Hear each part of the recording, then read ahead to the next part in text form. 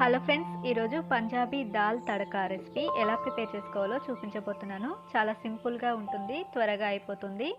ముందుగా ఒక కుక్కర్లో 1 కప్పు దాకా కందిపప్పు వేసి 1-2 సార్లు బాగా కడిగి, ఆ తర్వాత 1 కప్పుకి 3 కప్పుల దాకా నీళ్లు పోసి 1/2 టీ స్పూన్ ఉప్పు, 1/2 టీ స్పూన్ పసుపు, 1 టీ స్పూన్ నూనె వేసి 4-5 విజిల్స్ వచ్చిన దాకా ఉడికించుకోవాలి. అంటే పప్పు అనేది స్మూత్గా మెత్తగా ఉడకాలి. చూడండి, ఇలా సాఫ్ట్గా ఉడకాలి. ఈ విధంగా ఉడికించిన తర్వాత దీన్ని పక్కన పెట్టుకొని ఇప్పుడు స్టవ్ మీద మరొక పాత్ర పెట్టి 2 టేబుల్ స్పూన్ల దాకా నెయ్యి వేసుకోవాలి. నెయ్యి వేడెక్కుతున్నప్పుడు 1/2 టీ స్పూన్ ఆవాలు, 1/2 టీ స్పూన్ జీలకర్ర, సన్నగా తరిగిన 4-5 వెల్లుల్లిపాయలు వేసి కలుపుకోవాలి.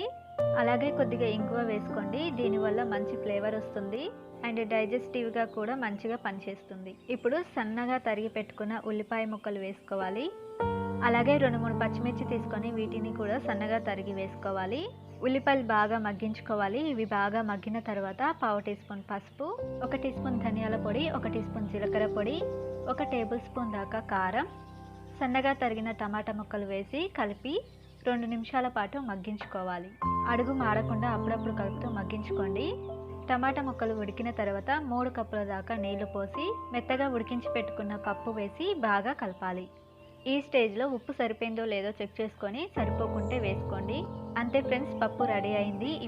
ఇప్పుడు చివరగా మళ్ళీ నెయ్యితో తాలింపు వేసుకోవాలి.